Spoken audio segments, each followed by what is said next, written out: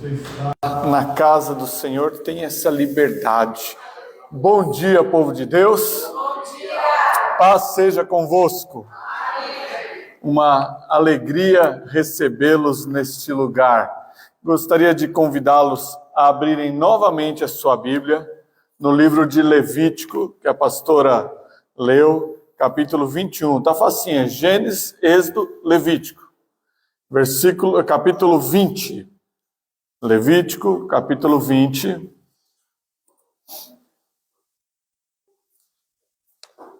Versículo 26.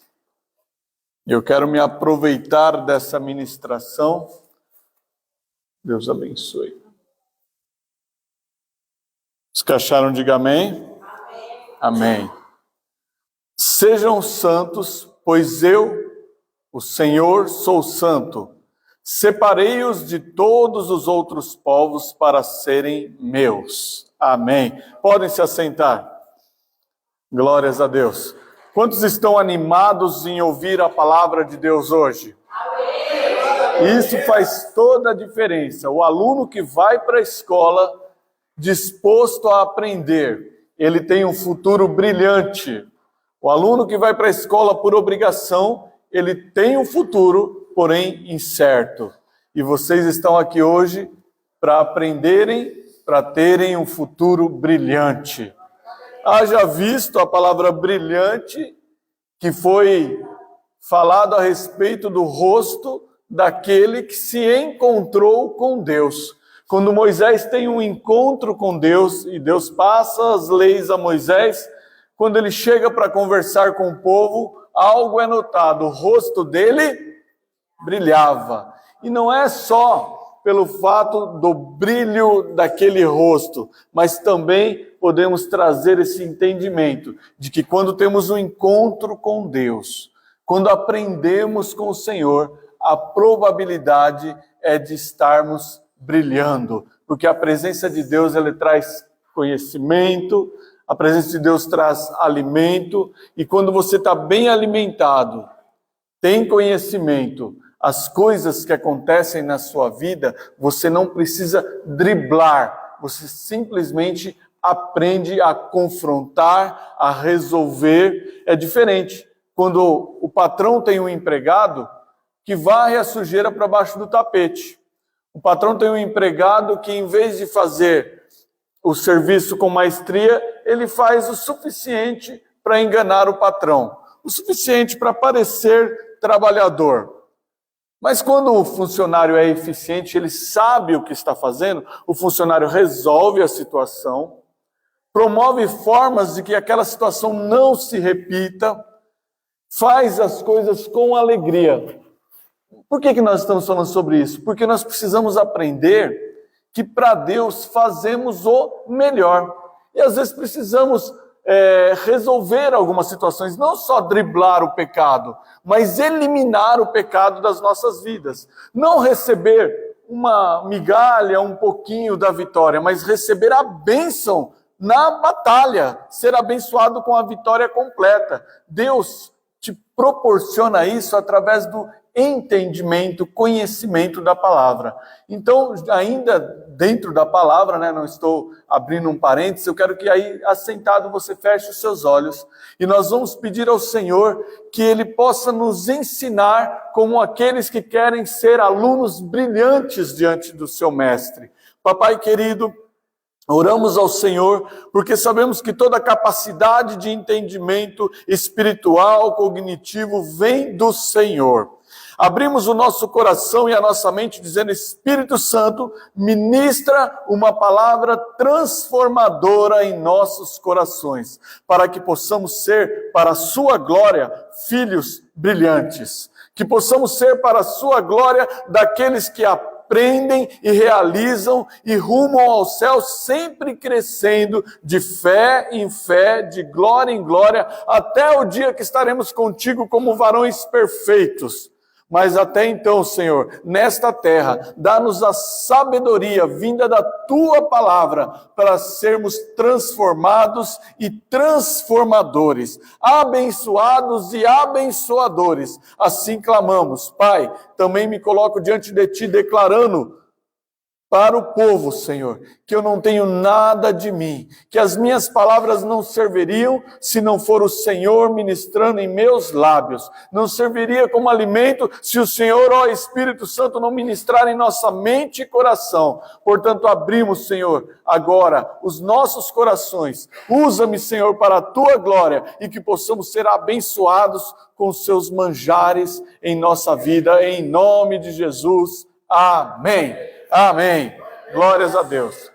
O fato é que quando Deus diz para você que Ele é o seu Deus e que Ele te separou de todos os povos para ser dele, Ele começa o versículo dizendo: sejam santos, porque eu sou santo. E às vezes a gente pode olhar isso como uma certa obrigação, dizendo: Deus está exigindo que eu seja, mas Ele é Deus. Não, sabe o que Deus está exigindo? Que tenhamos a característica, nada mais é do que o pai desejando que o filho tenha características dele. Você vê que quando o pai é engomadinho, anda tudo certinho, terno passadinho, gravatinha, logo que o menininho começa a andar, o que o pai quer fazer com essa criança? Porque é o estilo do pai. O que acontece com essa criança? Aparece nos encontros igualzinho o pai, pequenininho, de gravatinha, terninho, sapato bicudo, brilhante.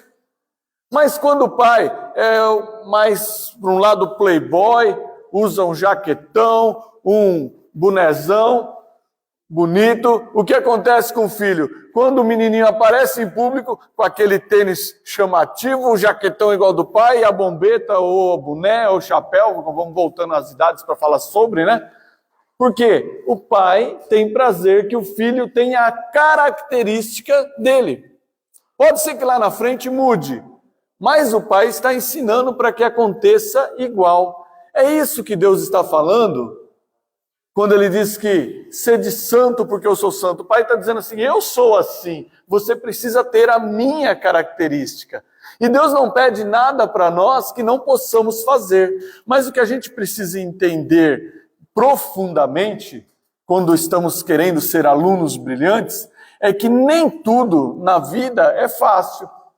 Porque não é fácil, você olha um médico fazendo uma cirurgia daquela difícil, uma remoção ou de um tumor, ou então um tratamento num coração minúsculo, ainda dentro do ventre da mãe. Já ouviu crianças que são operadas, com certeza você já ouviu falar sobre isso, que são operadas ainda dentro do útero. Agora você acha que esse médico chegou lá e falou assim: não, eu vou fazer porque eu sou bom e vai acontecer. Ele vai para lá cheio de receio de que possa dar errado. Aquilo pesa no coração, na mente, na pessoa do médico. Mas ele também vai cheio de conhecimento. Ele fala: se eu colocar em prática aquilo que realmente eu aprendi, eu posso salvar essa vidinha. É ou não é? Senão ele falaria: não, o risco é grande, deixa para lá, a hora que nascer morre, mas a culpa não é minha. Não, eu vou fazer aquilo que eu aprendi, vou praticar aquilo que eu estudei, e ele vai com a confiança do aprendizado, não a certeza do resultado. Você consegue entender? Quando Deus te ensina, é para que você tenha confiança do aprendizado. A certeza do resultado, você só vai ter pós o ato. Alguns recebem um pagamento glorioso por aquilo que fazem. Outros você não fica nem sabendo se ele foi abençoado, se deu certo, se não deu. Outros não vão receber na face da terra tudo aquilo que eles achavam que mereciam. Então nós precisamos ir atrás do aprendizado, fazer o que Deus deseja e aguardar o resultado do que Deus planejou para você. Às vezes o resultado de Deus é um grande sim, uma resposta maravilhosa.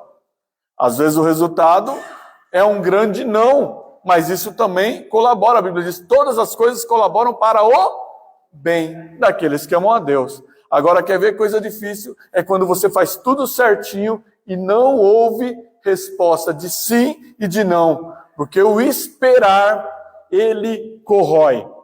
Ele corrói, é difícil. Em qualquer situação, os nossos ânimos vão se exaltando e esperando que pode acontecer aquilo que eu esperava, mas aí você olha lá para trás e fala, eu fiz direito, eu fiz da forma que Deus desejava.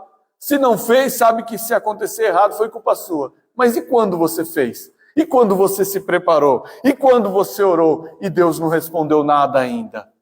Temos que entender que todas as coisas, segundo a palavra de Deus, cooperam para o bem daqueles que amam a Deus.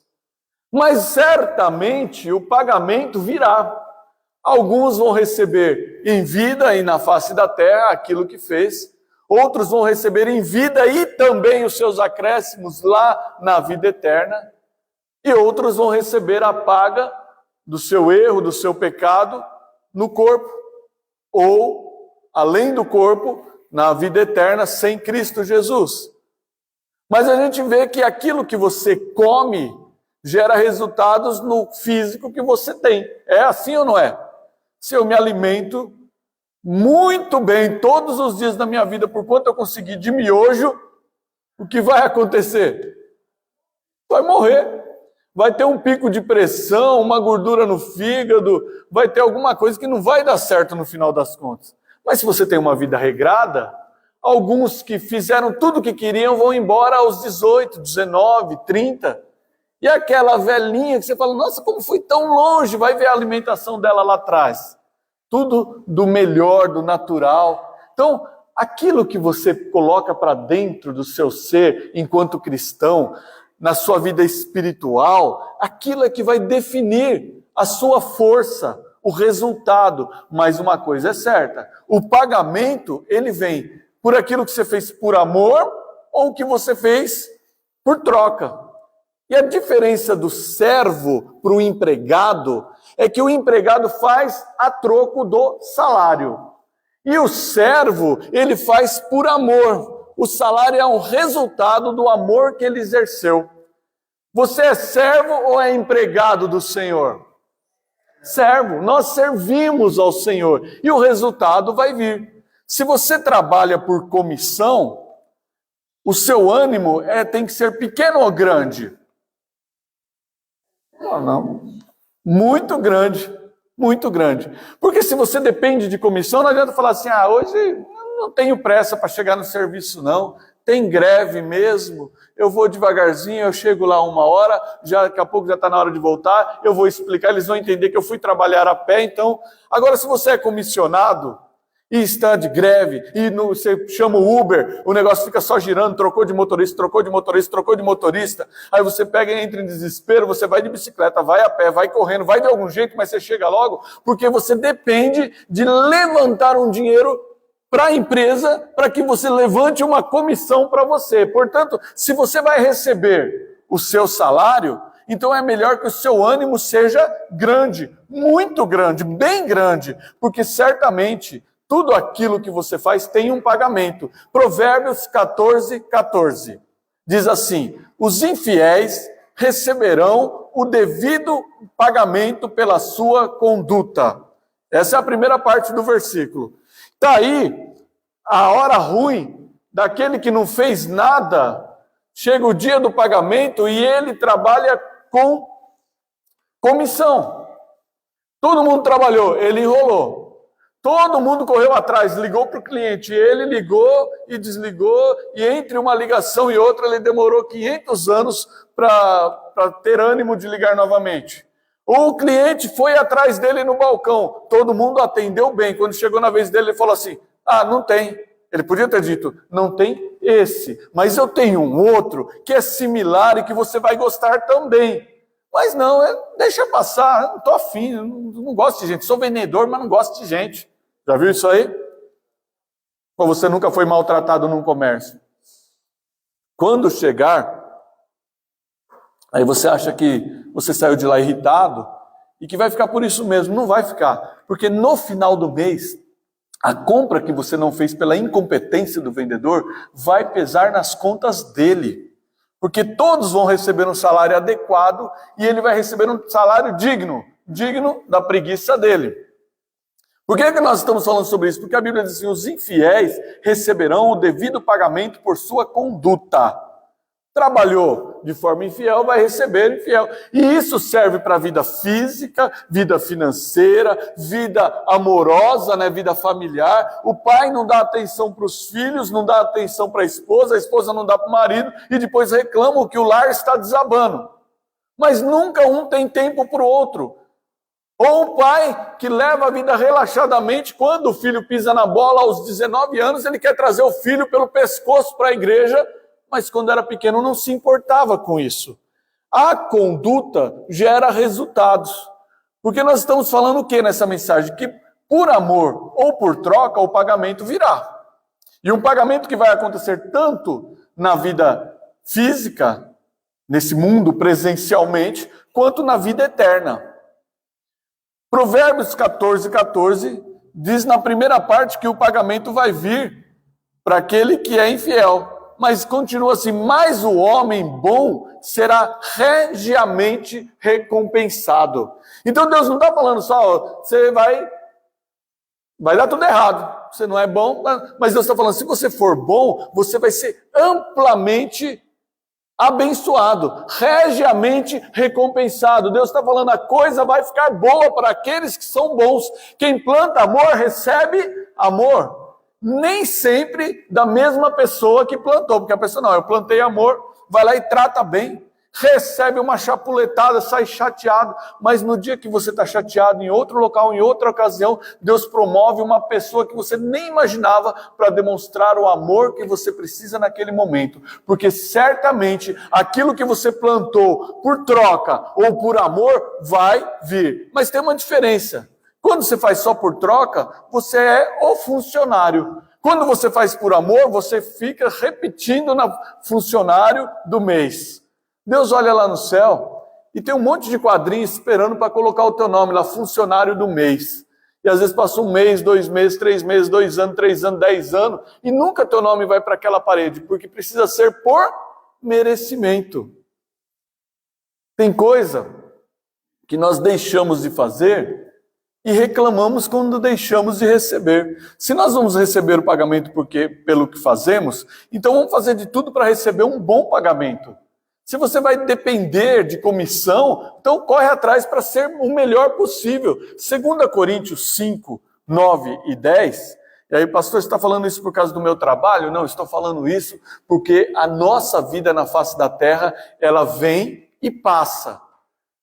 A nossa vida acontece numa faixa de tempo aqui, mas ela é eterna, e o que nós fazemos hoje vai refletir tanto aqui quanto na eternidade. 2 Coríntios 5, 9 e 10 diz assim, por isso temos o propósito de lhe agradar, de agradar a Deus, quer estejamos no corpo ou deixemos. Paulo está dizendo assim, quer eu esteja vivo ou quer eu esteja morto, eu tenho o propósito de agradar a Deus. Versículo 10, pois todos nós devemos comparecer perante o tribunal de Cristo, para que cada um receba de acordo com as suas obras praticadas por meio do corpo, quer sejam obras boas, quer sejam obras más. Paulo trazia uma mensagem muito clara, dizendo assim, nós vamos pagar por aquilo que fizemos, porque além do pagamento na terra, nós estamos fazendo para Deus. O nosso propósito tem que ser agradar a Deus, quer estejamos vivos ou mortos. Porque ele sabia claramente que após o momento chamado morte, e o que é essa morte? É deixar de habitar nesse corpo carnal. Mas sabemos que não funciona daquela forma que, morreu, acabou, virou pó, tá 0 a 0. Não. Esse corpo é o princípio da eternidade. E fechando os olhos aqui, diz Paulo, passaremos pelo tribunal de Cristo, o dia do julgamento. E vamos receber cada um de acordo com as obras praticadas por meio do corpo. As pessoas que ouvem falar de cristianismo dizem assim, talvez, quando eu ficar velho eu vou na igreja uma vez por ano, e vive a vida que quer, do jeito que quer, no seu corpo faz o que quer. Mas fica pensando assim, Deus é bom, Ele vai me abençoar e eu vou ser perdoado.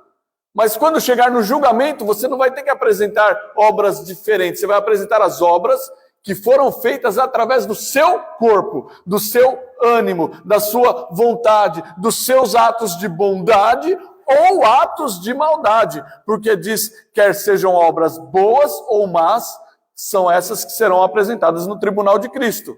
Eu quero ser bem comissionado, eu quero que Deus me faça feliz, eu quero que os pagamentos do meu plantio sejam abundantes. Então, planta e vive o ensinamento da palavra, porque a palavra te ensina ser bom, ser fiel, ser coerente.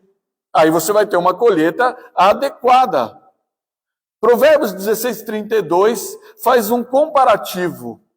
E aí você vai entender o que vale mais. É uma pessoa ser herói e defender uma cidade toda? Se você fosse pensar assim, qual é a coisa de maior valor? Eu ter paz ou eu defender toda uma cidade e ser herói? Eu garanto para você que você tem dormido um sono melhor do que o nosso presidente nesses tempos.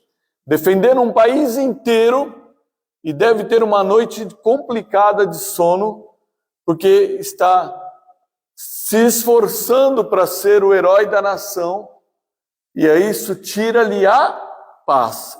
Ou vocês acham que eu estou errado? Essa é a nossa situação. Temos que analisar o que é mais conveniente. Em Provérbios 16:32 diz, melhor é o homem paciente do que o guerreiro. Mais vale controlar o seu espírito, as suas emoções, do que conquistar uma cidade.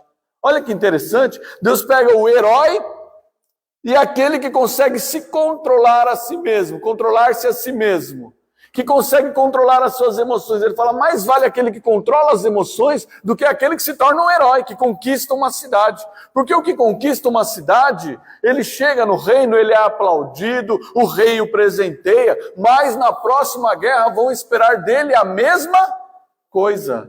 E na outra guerra vão esperar dele a mesma coisa. Não, ele venceu, manda ele de novo, ele vai para a guerra, ele corre os riscos de novo, e ele já está mais velho, a força não é a mesma, e esperam dele o mesmo resultado. Já aquele que se controla, ele simplesmente tem a vida dele centrada no eixo, ele não precisa ser herói para ter paz, ele tem paz porque ele domina a si mesmo. A Bíblia começa a nos ensinar, então, que mais vale você raciocinar aquilo que você vai plantar, raciocinar na atitude que você vai tomar, se vale a pena ou não falar, sentir, dizer certas coisas, ou se é melhor você se controlar e deixar a paz abundar. E ele pega dois extremos mesmo, porque só uma pessoa que tem autocontrole e uma pessoa que conquista uma cidade. E está mostrando que é melhor aquele que tem autocontrole, que é uma maneira de fazer a gente entender que quando deixamos Deus tomar conta da nossa vida, nós aprendemos desse Deus e passamos a controlar nós mesmos as nossas emoções. Tem hora que não dá, tem hora que é difícil. Sabe, o salmista passava por um momento tão angustiante que ele não falou, Deus, acalma o meu sentimento, sossega a minha alma, não. O salmista diz assim, eu fiz calar e sossegar a minha alma. Porque nós é que precisamos entender que o resultado do nosso autocontrole vai sossegar os nossos sentimentos. E parece que não é fácil permanecer calado ou falar, porque uns não falam, outros falam demais. Uns não vão para cima do problema. Outros vão. Então você tem que entender qual é a minha atitude agora. O que eu preciso fazer? Certamente, se você agir correto, você vai colher um bom fruto. Se você agir de maneira errada, vai colher o fruto errado. Mas a decisão é sua. E não é Deus que vai sossegar o seu sentimento. Ele te deu a sua mente e os seus sentimentos e falou, agora você precisa se controlar. Você precisa decidir como vai ser a tua vida daqui a 10 minutos. Como sua vida vai ser daqui a meia hora. Alguns simplesmente perdem a paciência, aceleram o carro e atropelam o chato que estava atravessando na faixa de pedestre, assoviando, falei disso domingo passado, né? Você deixa ele passar e faz assim. Você já deixou ele passar, colabora, uma mão lava a outra, não é isso? Aí a pessoa perde a paciência, acelera, passa por cima. O que acontece? Alguma coisa vai justificar essa morte? Portanto, o controle é seu. E eu estou usando o exemplo da faixa de pedestre, mas a gente faz isso no trato com as pessoas, no trato com Deus, no trato entre patrão, empregado, funcionário, na faculdade, no dia a dia. Perdemos a paciência, falamos e pensamos, depois eu acerto com Deus. Mas nem sempre aquilo que você vai acertar vai funcionar bem. Tem hora que você vai colher um fruto amargoso e vai falar, mas Deus tem que ter misericórdia. Deus tem misericórdia. Mas o que acontece com o seu plantio? Se você plantou semente de melancia, você pode ficar de plantão 1 século. Não vai nascer pepino. Quantos estão entendendo? Diga amém. Nós precisamos entender que absolutamente tudo tem a sua recompensa. Gálatas 6, versículo 7, diz assim, tudo o que o homem semear, isso ele colherá, ou ele ceifará. Tudo o que o homem semear, isso ele colherá. E a questão é na terra e na eternidade. Porque você não é só um ser físico, você é corpo e alma. Corpo, espírito e alma. Então você vai colher nesses âmbitos. Não é falta de conselho. A causa da condenação de muita gente vai alegar no momento da condenação que não sabia, que não disseram, que eu esperava que Deus fosse bom. Não é falta de conselho, não, é falta de obediência. A Bíblia, e essa é uma mensagem bíblica, uma doutrina, um ensinamento, ela diz claramente em Provérbios 1, 30 e 31, não aceitaram o meu conselho e desprezaram toda a minha repreensão. Portanto, comerão o fruto do seu caminho e fartar-se-ão dos seus próprios conselhos. Olha o que a Bíblia está dizendo. Não aceitou o conselho de Deus, desprezaram quando Deus repreendeu. Ninguém gosta de ser repreendido. Mas quando a repreensão vem de Deus, os mais antigos aprendiam que quando a professora falava, eles tinham que se calar. Os mais antigos ainda já compreendiam através de um ditado que parecia ignorante, mas que está faltando nos dias de hoje. Quando o burro fala, o outro abaixa a orelha. Mas quando Deus ministra, nós temos que nos curvar. E muitas pessoas não gostam de se curvar. Porque falou do pecado, confrontou. Falou do erro, confrontou. E Deus está falando, eu estou falando, porque eu quero que você tenha a minha característica. Eu quero que você se vista como o papai. Eu quero que você ande como o papai. Eu lembro do pastor José, cada um vai tendo a sua experiência. E o meu pai, pastor José Guedes, falando que ele via o avô dele andando no meio do mato e tinha alguns lugares que não dava para pisar, que atolava até a canela. Então o pai vinha e ia passando. Por morar na fazenda, ficava aquelas marcas da botina. O que ele, pequenininho, fazia? Vinha pisando nas mesmas marcas, porque sabia que era um local seguro, já testado pelo pai. Deus te deixou um manual do local seguro, já testado por Jesus Cristo. Quando você segue essas pegadas, o seu plantio vai ser na data certa, no momento correto, e a sua colheita será certeira. Não é falta de conselho, é falta de obediência. Não é falta de sabedoria, é não buscar a sabedoria, porque a sabedoria está ali, está plantada nesse livro, está pronta para que você adquira esse conhecimento. É que às vezes nós ignoramos o fato, ou fingimos ignorar o fato, de que precisamos estudar, precisamos ler, precisamos viver além do culto de domingo e do culto de quinta. Aliás, muitos não participam do culto de quinta. Eu fiquei feliz pela quantidade que esteve presente quinta-feira, um tempo chuvoso, mas eu sei de uma coisa. Quem veio na quinta-feira, recebeu uma ministração e saiu daqui com um aprendizado top. Saiu ou não saiu? Não é porque sou eu, é porque o Papai do céu estava preocupado em nos ensinar, porque Ele deseja filhos brilhantes. Ele é santo, Ele quer que o filho seja santo. Ele é brilhante, Ele é maravilhoso, Ele quer que o filho seja maravilhoso. Você entende esse ensinamento? Os infiéis vão receber o pagamento da sua conduta, não tem para onde correr. Mas aqueles que são fiéis também vão receber o pagamento da sua conduta. E graças a Deus que não tem para onde correr. Não é falta de conselho.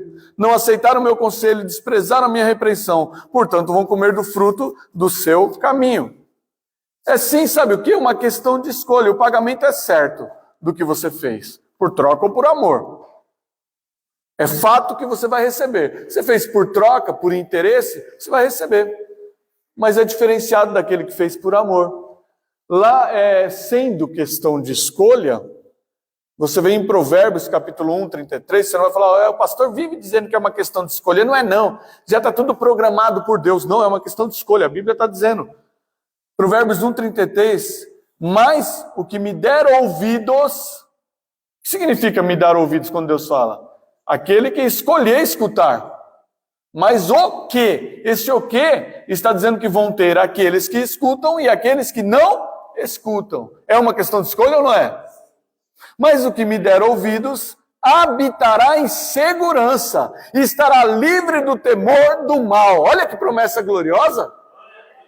Ao ponto um povo está sofrendo, está passando por um momento de dificuldade, é calamidade, nem acabou uma pandemia direito, já estão falando de varíola do macaco. Nem acertaram essa situação da varíola do macaco, já estão dizendo da renovação do vírus que mutou. E que a gente vê que o mundo vive numa situação caótica. E em meio a todas essas questões de doença, de praga, ainda está um rumor de guerra. Em alguns lugares rumores, em outros guerra.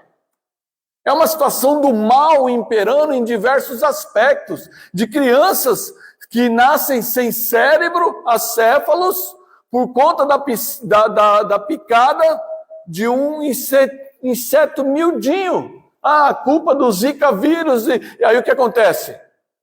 Você acha que tudo isso não traz para o ser humano uma sensação de mal-estar, de preocupação? Eu sou crente, você é crente, você não se preocupa, você é super-herói? Você se preocupa, você toma as providências necessárias, você corre do mal, mas a Bíblia está falando assim, mas o que me der ouvidos habitará em segurança. Olha lá a situação daquele povo, Deus falou, eu vou passar, a praga vai passar sobre o Egito, e todo o primeiro filho, o primogênito, vai morrer, tanto dos homens quanto dos animais.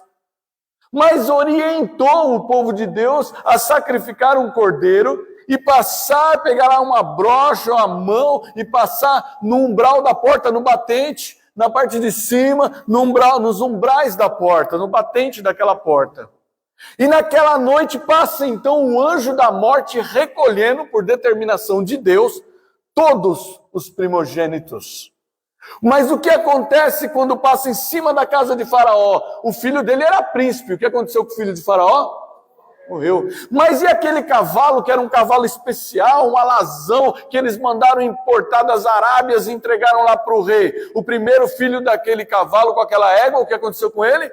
Morreu. Mas daí esse anjo está passando e passa em cima, aonde está lá o povo de Deus. E tinha lá uma casa de pobrezinho, de gente com pouco conhecimento, mas que deram ouvidos, e aliás, até aquele momento eram escravos, mas que deram ouvidos à voz de Deus e passaram sangue no batente. Quando aquele anjo da morte passou, ele entrou? Porque está nesse versículo, mas o que me der ouvidos, habitará em segurança. Não é a questão social, é a obediência, o que ouve. Pessoas que saem do nada, estudam e se transformam em profissionais brilhantes. Pessoas que saem do meio da riqueza, não querem saber de estudar e se tornam adulto medíocre. Não é a questão financeira, é aquele que dá ouvido à sabedoria. E sabe o que diz? Que além de habitar em segurança, estará livre do temor do mal. Nunca houve um choro tão grande, e a palavra de Deus mostra isso, como naquele dia em que o anjo da morte passou. A maior nação do mundo até então, a nação mais poderosa, cada casa, e olha, quando você diz o primogênito, não tem como escapar, porque se você tiver um filho, ele é o quê? Primogênito. Olha como Deus, a sacada de um Deus inteligente. Eu vou falar o primogênito. Por quê? Porque ninguém vai estar livre. E de repente naquela casa só tinha marido e mulher, mas um deles era o... Você pensou nisso? Quantas viúvas ou quantos viúvos? Eu não tinha filho, mas você é o primogênito da tua família. Meu Deus! Nunca houve um choro, um lamento tão grande. Imagina, em todas as casas, aí tem uma mulher que fala, não sou primogênito, só está eu e o meu gato. Eu estou sossegado, o gato era o... imagina quanta gente sofrendo e o clamor. Porém, aqueles que tinham dado ouvido ao Senhor, estavam livres do temor do mal. Apesar da tristeza abundante, do choro, do pânico que deve ter se instalado, porque se falou de fechar as igrejas, as pessoas entraram em pânico, tem gente que até hoje não saiu de casa. Imagina uma morte por casa, ou mais, porque tinha animais também. Famílias que moravam juntos, às vezes 2, 3 primogênitos na mesma casa. Pai e filho que morreram, o pai era o primogênito e o filho também era o primogênito. Gente, no meio daquele caos, eles estavam livres de ter esse medo, porque diz a palavra, mas o que me der ouvidos habitará em segurança, estará livre do temor do mal.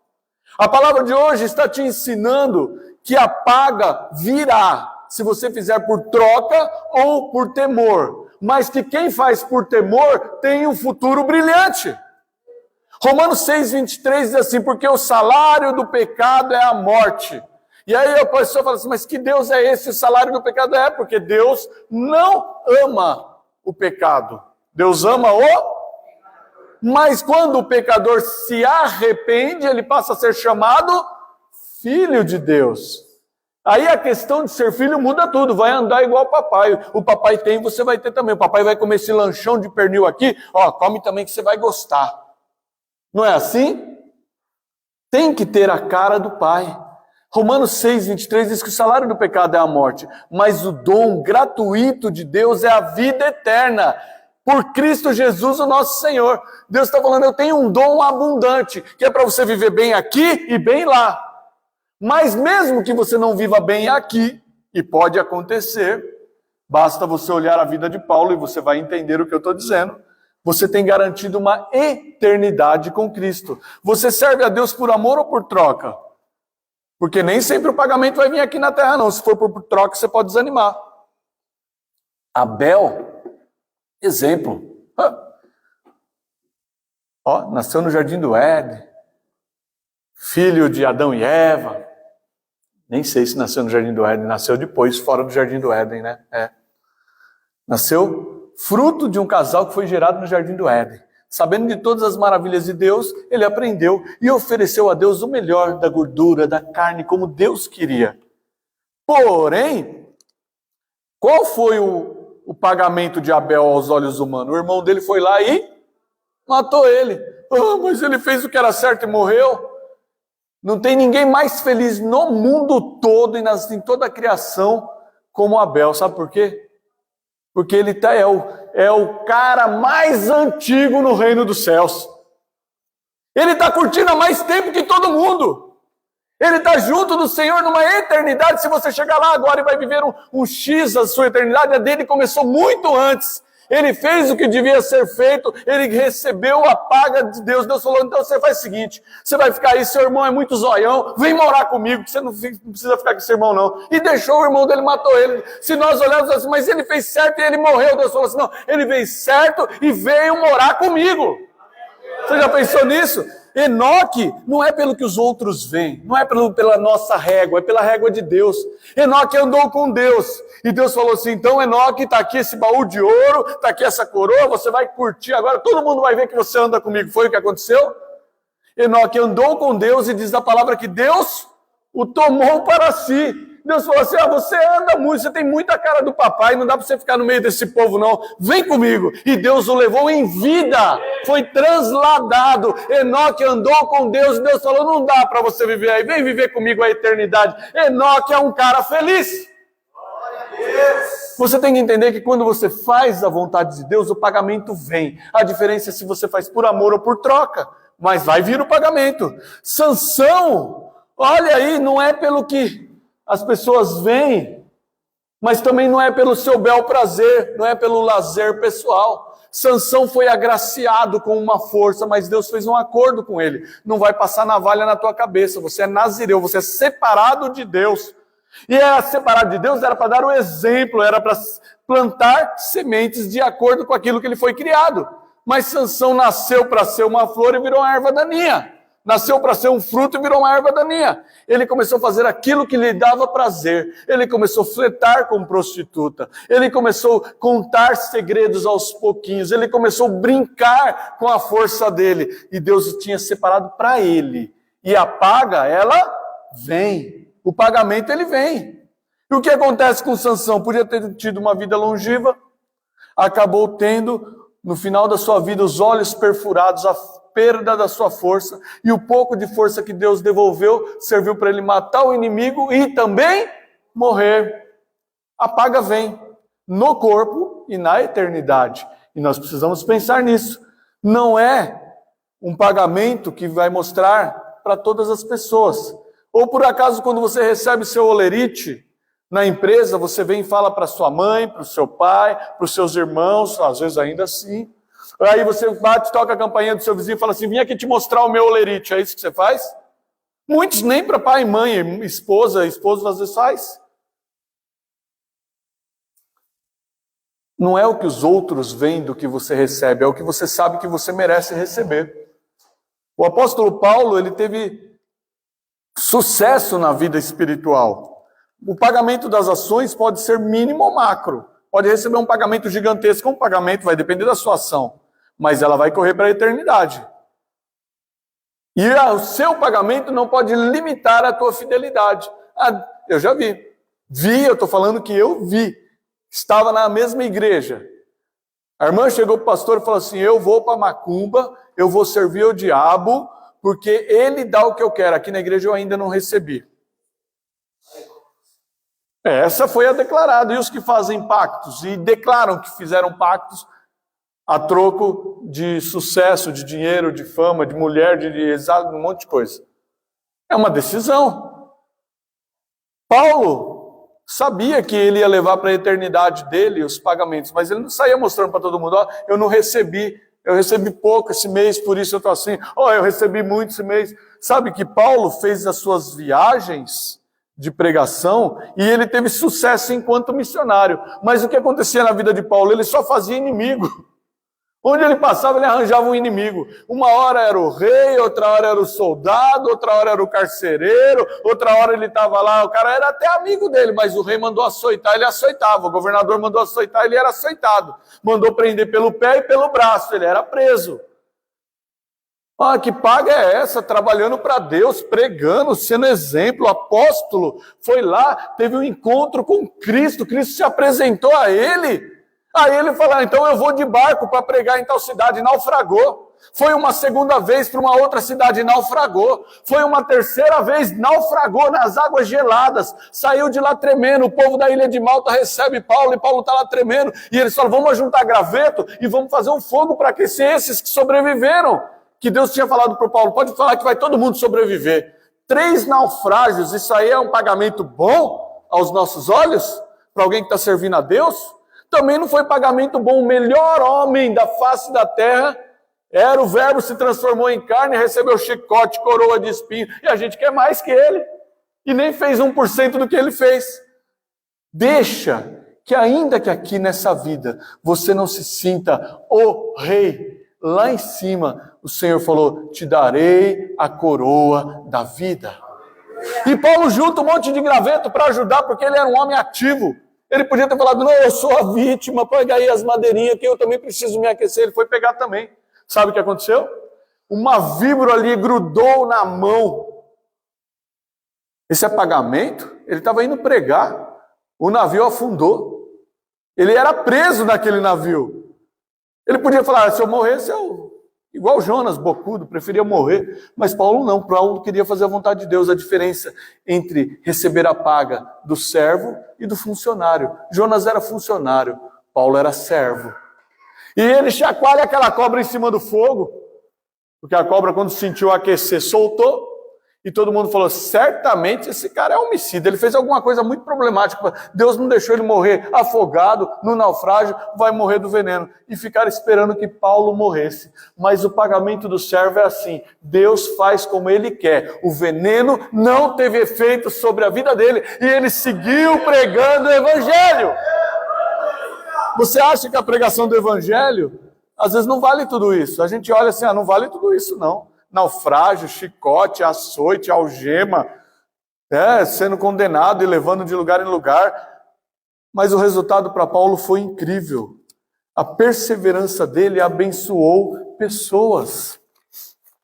E eu queria levar você para um último pensamento. O combinado, diz o ditado, o combinado não sai caro. Quando você aceita trabalhar por um X, se lá no final o patrão vê que você é merecedor e resolver te dar mais, que felicidade! Mas se você trabalhou pra caramba e ele te deu um combinado, saiu caro? Não, porque você combinou. Deus tem um combinado com a igreja, que a noiva dele, Jesus, a noiva do filho dele, né, a noiva de Jesus Cristo, ela não pode ter mancha, mácula nem ruga, ou seja, ela não pode estar contaminada.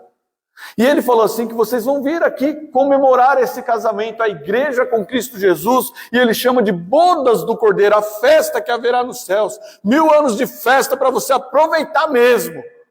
Você vai lá pesquisar, você vai ver as coisas que Deus fala a respeito disso. Mas tem o seguinte, esse portão aqui do céu é automático, aqui pecador não entra, noiva manchada não, noiva com mácula, com rugas, não. Então a gente decide, o combinado não sai caro. Ana era uma mulher que resolveu conversar com Deus a respeito da necessidade dela. Ela queria ter um filho. Após anos orando por um filho e sem nenhuma resposta, ela abandonou a sua fé? Não, ela não abandonou, ela continuou, ela intensificou, ela ia todos os dias na casa do Senhor e orava ao Senhor. Mas o pagamento de Deus para Ana foi o quê? Um filho. Mas qual foi o pagamento de Ana para Deus? Um filho. Teve. E nós vamos chegar lá.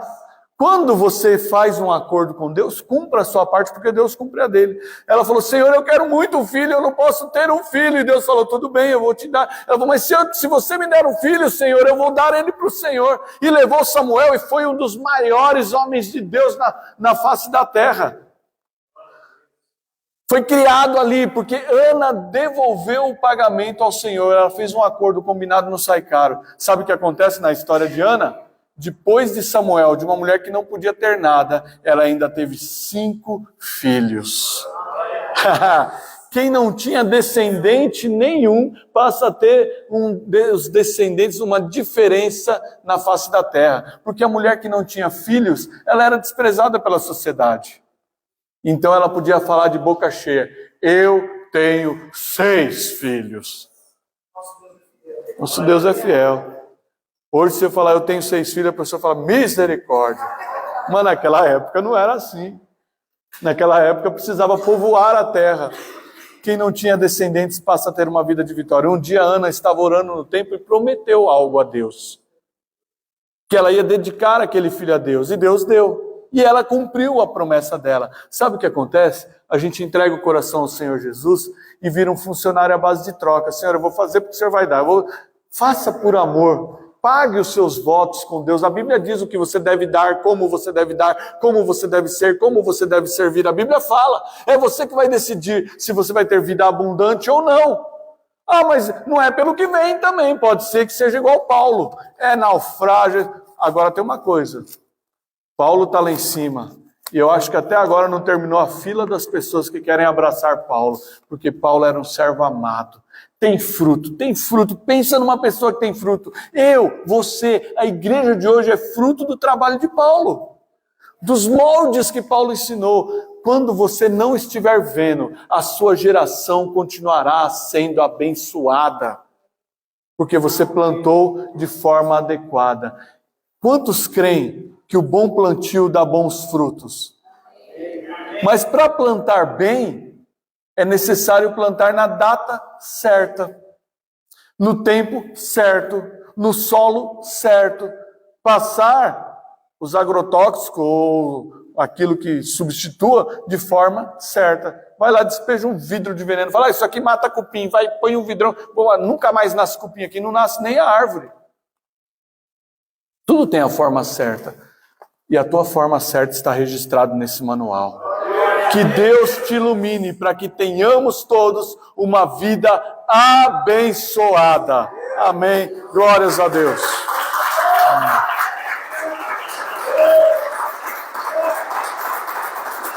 Glória a Deus.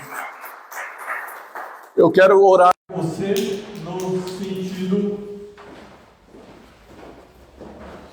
de que você deixe Deus trabalhar em você como servo e não como funcionário. Quantos desejam ser servos? Diga amém. Amém. Mas você vai ter que dizer, Senhor, o combinado não sai caro. Me abençoa como servo e eu vou ser um servo abençoador. Eu vou te louvar, vou trabalhar, vou servir ao Senhor. Amém? Feche os seus olhos e vamos orar. Pai querido, na tua presença apresentamos agora o teu povo. Cada um de nós, Senhor, não queremos ser funcionários, queremos ser servos.